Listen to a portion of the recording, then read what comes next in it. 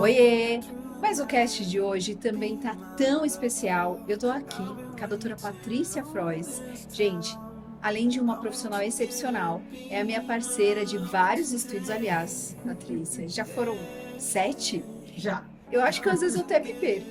Eu queria que você falasse um pouquinho, esse último de Singapura. O que é isso? Você fez chamada? Me conta. Aliás, conta pro pessoal de casa.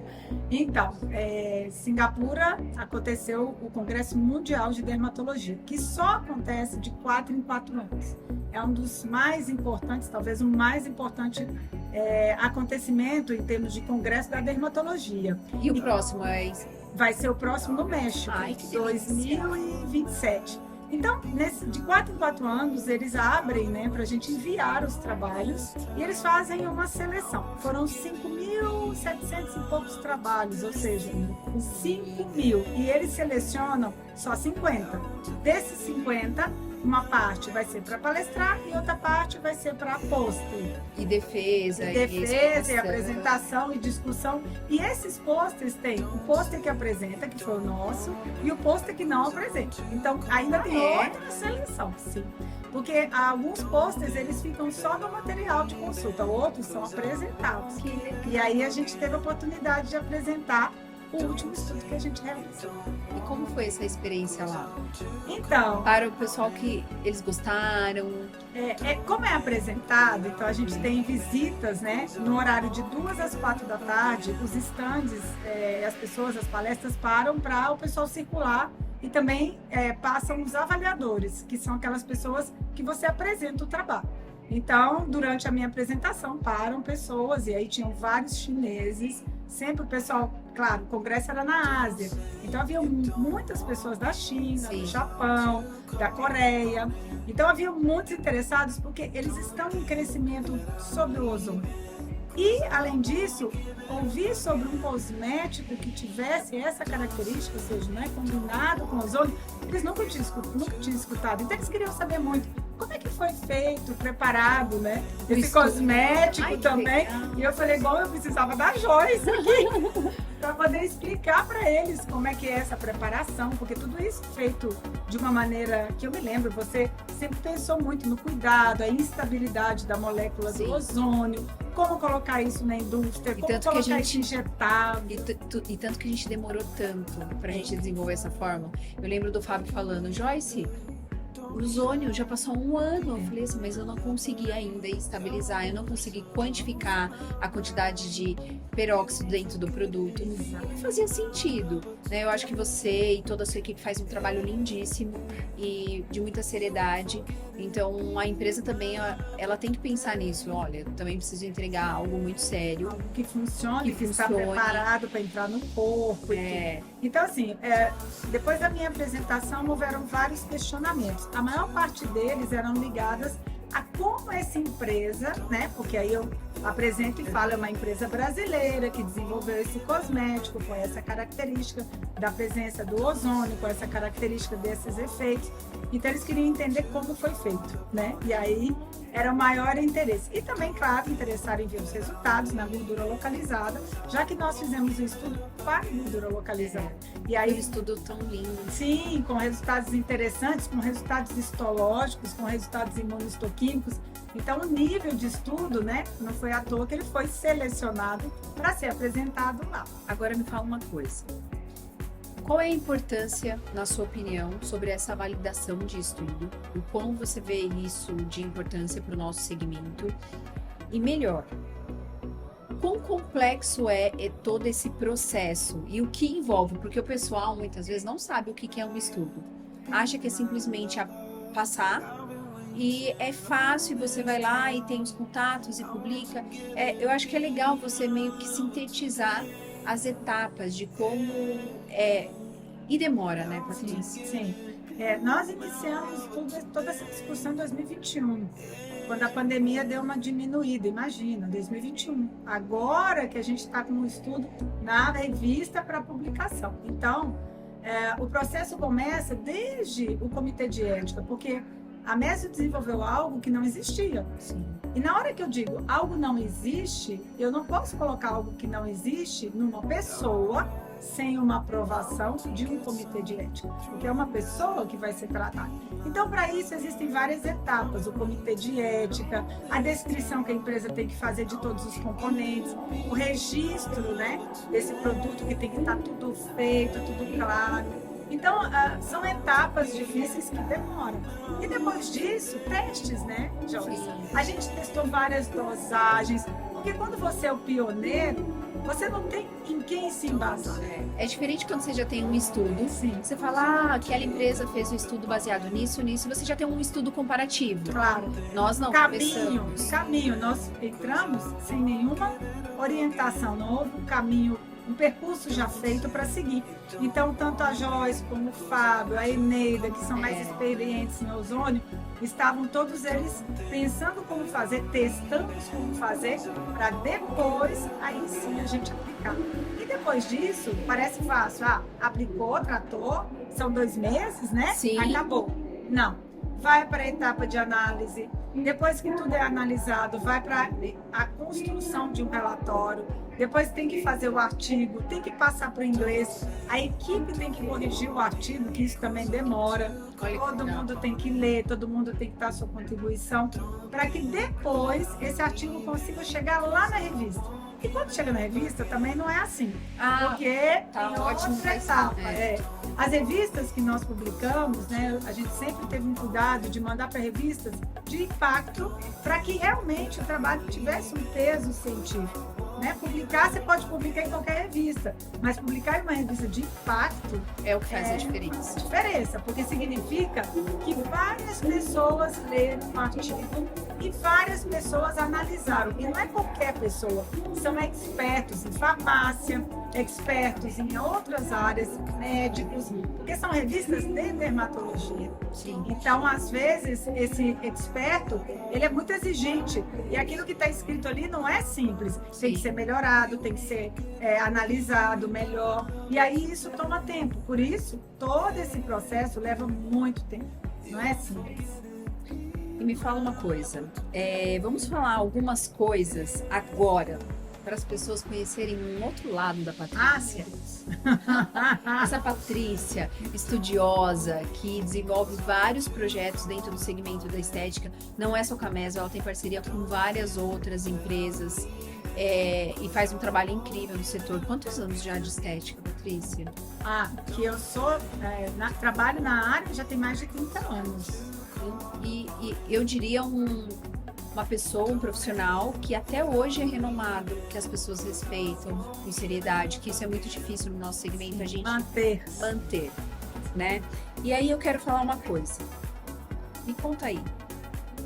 Qual é a sua paixão? Porque assim, eu não vou ler o currículo dela inteiro, porque o currículo dela é extenso. Mas tem algo dentro do seu currículo que essa é a minha grande paixão. Com certeza, a docência, ser professor e ensinar. Essa é a minha paixão. Que lindo. Seguramente, porque desde bem jovem, eu comecei sendo professora de criança, eu dei aula para criança. Acredito. A minha mãe é professora e também dava aula para criança. E desde pequena, eu já brincava de ser professora. Então, acho que a paixão, por exemplo, a fisioterapia foi um caminho, a pesquisa foi um caminho, mas a docência realmente é a minha maior paixão. Docência, você contribuir para o outro, ensinar. Né? Ensinar faz toda a diferença. Eu sei que você adora viajar, porque eu te acompanho. Qual é o local que não sai da sua memória? Tem algum, ou sei lá, 2, 3 que você fala, esses lugares sempre eu tenho essa retrospectiva de vivenciar isso? Eu tenho umas experiências de lugares bem diferentes. Se você me perguntar assim, qual lugar que te impactou mais? Pode ser.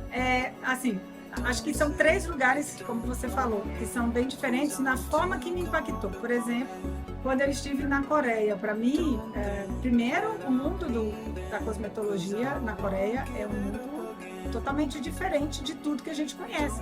Porque os coreanos, eles realmente são obcecados pela cosmetologia. E obcecados por rotina skincare. São 7 passos, 7 10 passos. E peles assim. E não só isso, o fato de chegar lá e ver tanta tecnologia. Do aeroporto, quando eu fui passar, e todo mundo que já passou em imigração, tem uma pessoa, mas não tinha essa pessoa, tinha um robô. E esse robô me recebeu no aeroporto. E esse robô andou comigo no aeroporto. Meu Deus. E me deu orientações. Quer dizer, eu estou em outro mundo. Então, isso impactou porque eu vi uma diferença brutal de um país que até 50 anos atrás não era nada. E que em 50 anos, hoje, tem muito mais tecnologia do que todo mundo. Em um país pequeno. E eu estudei um pouquinho sobre eles brevemente. E o principal para que eles chegassem onde eles estão hoje foi conhecimento, a educação. E olha, você falou que gosta disso. Olha o quanto a educação pode transformar um país a ser muito melhor. Muito, muito. São bem diferentes em tudo. Até na forma de te receber. Eu lembro que eu cheguei na universidade para dar uma palestra. Todo lugar que eu passava estava escrito bem-vinda, doutora Patrícia Frois. Bom, quando é que você vai numa universidade daqui do Brasil, que eu vou em outro estado ou até em outros países, eu nunca vi várias faixas, doutora Patrícia Frois, bem-vinda. Então é um carinho, um respeito. Pronto, a palavra é respeito. E eles têm isso como cultura, né? Exato. No momento que eu entrei na sala, todos os alunos ficaram de pé. E aí tem que se curvar, porque dependendo do grau de conhecimento que você tem, as pessoas se curvam. Né? Respeito, é pela idade novamente. E pelo conhecimento, então isso é respeito. Então tudo isso me impactou bastante porque é realmente algo diferente. Não só a gente viaja e vê a natureza, o quanto é belo, mas também a gente tem essa sensação de ser impactado por como é diferente a cultura, os hábitos, os avanços tecnológicos. Então assim, a Coreia realmente me chamou bastante atenção. E assim, muita gente fala, mas o que você já viu de mais bonito? Por incrível que pareça, o que eu vi mais bonito está na Venezuela. Um país que está tão destruído, mas que eu nunca vi uma praia tão bela, tão linda como eu vi lá. Então, assim, são as discrepâncias, né? Sim. A gente tem algo tão tecnológico, tão avançado, tão bem estruturado, um país com toda a estrutura econômica organizada, e que tem a tecnologia, e aí você vai num país, como eu fui na época na Venezuela, que eu via tudo em degradação, toda a situação econômica, mas eu tinha uma natureza que era de impactar, porque eu falei, meu Deus, eu nunca fui num lugar tão lindo. Eu estive em Los Roques, que ele conhece, sabe que é um lugar assim, para você ficar maravilhado, mas realmente é uma pena, porque num lugar que a gente não tem uma estrutura para ver tudo e isso. até para voltar, né? Será que dá, não dá? Tem muito tempo que eu fui, com certeza hoje é quase impossível, né, de viajar. E me fala uma coisa, vinho ou espumante? Vinho. Café ou chá? Chá. A gente, ela é uma lady, ela realmente é uma lady. Eu fiquei sabendo que você vai mudar de profissão, me conta. Agora você pode ser tradutora. Bom, eu sempre digo que eu aprendi algumas coisas na vida que eu não vou ficar sem trabalho. Provavelmente cozinhar, porque se eu não fosse fisioterapeuta ou não fosse professor e tudo, eu conseguiria ganhar a vida bem cozinhando, porque eu cozinho muito bem, super bem. Prato que você mais gosta de fazer de pra fazer? Alguém? Eu adoro fazer massa, eu adoro preparar camarão, porque em Natal os camarões são muito saborosos, então eu adoro preparar tudo que leva camarão, mas eu gosto de cozinhar tudo. E eu como já analisando para fazer depois. Então é a experiência. Gosta. E me fala outra coisa. Quantas línguas você fala, Patrícia? Bom, porque me falaram que você traduziu o italiano. Mas ela fala inglês. Eu falo espanhol, que eu comecei a estudar, eu tinha uns 30 anos. Depois eu aprendi com mais ou menos 45, eu comecei a estudar inglês, porque eu queria fazer o pós-doutorado. Então, aprendi o inglês de maneira a conseguir dar aula, porque uma coisa é você aprender para fazer uma viagem. É verdade. Outra coisa é você aprender para ser docente. Então, você tem que aprender mesmo. E a questão é técnico, né? O que a gente ensina é técnico. Então, aí você tem que saber as palavras técnicas para ensinar no idioma. E aí, com 50 anos, eu tive a oportunidade de trabalhar na Itália, mas eu vi que na Itália eu tinha que estudar a língua, porque eles tinham uma dificuldade com o inglês. E aí eu estudei italiano e hoje falo italiano. Então, assim, falo essas 3 línguas, além do português, e agora comecei a trabalhar em Paris. E aí, o que aconteceu? Não acredito. Aí a universidade falou, olha, você pode trabalhar falando inglês, a gente vai ter as aulas, mas a gente pode ampliar as suas aulas se você falar francês. Então, já comecei as minhas primeiras aulas de francês. Não é fácil, mas eu estou no desafio. Agora com 55 quase, de começar o francês. E você que está nos assistindo, será que não está colocando empecilho para você estudar? Porque ela me falou aqui, aos 30 aprendi espanhol, e muitas pessoas falam, eu deveria aprender na adolescência uma língua, porque meus pais não me pagaram. Você está dando uma desculpa. Ela, 40 com italiano... 45 eu aprendi inglês, com 50 aprendi italiano. E agora com 55 francês. E qual vai ser a sua próxima desculpa para você não seguir ou não fazer aquilo que realmente você deseja? E uma coisa eu aprendi hoje. Nunca fale que você não consiga. Se a outra pessoa conseguiu, você também consegue. Seguramente. Eu sempre pensei que eu não ia conseguir aprender idiomas. E todo mundo fala, você tem facilidade. Não tem nenhuma. É tudo esforço, mas eu gosto de aprender com aula, com professor, eu frequento presencial. Às vezes, pelo tempo, eu faço online pelas viagens, mas eu tenho caderno, eu faço anotação, eu tenho livro, eu estudo. Então, assim, eu não aprendo convivendo, eu aprendo em escola, senão eu não aprendo. E aí mostra o quanto o sucesso é treinável. Porque você treina, você estuda. Sim. É fácil? Nem um pouco. Não. Mas você foca. Cinema ou teatro, Patrícia? Teatro. Uma mania. Mania. Toda vez que eu fecho a porta da minha casa, eu volto para poder ver se está fechado. Tendo isso. Adorei. Por que eu tenho essa mania, eu não sei, mas eu nunca confio que eu fechei. Fé. Muita fé. Assim, eu tenho minha religião da família, né? Sim. Mas acredito em Deus demais e tenho, assim, uma crença que passa por todas as religiões. Eu adoro entender e estudar outras religiões. Acho que não existe, não é a religião, não. Né? É a energia, porque fé não é palpável, é o que você sente. Exato. E eu me sinto bem em qualquer uma. Assim, já frequentei vários tipos, né? Diferentes religiões, leio, estudo muito. Então, acredito em todas, mas, claro, tradicionalmente pela história familiar, eu sou católica, mas adoro ler tudo, estudar tudo, tenho muita fé.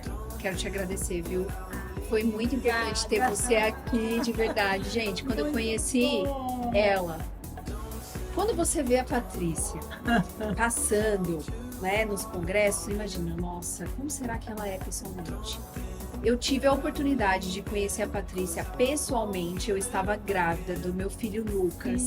E hoje ele tem 5 anos. E quando eu estava nos bastidores com ela, ela era de uma simplicidade tão grande que aquilo, eu fiquei mais apaixonada ainda. Então, obrigada por ter passado na minha vida, na minha jornada e pelos trabalhos incríveis. Eu que agradeço, que a nossa parceria seja por muito e muito tempo. E será. Se Deus quiser. E a gente vai deixar essa estética cada vez mais com estudo publicado. Científica. Até mais, gente.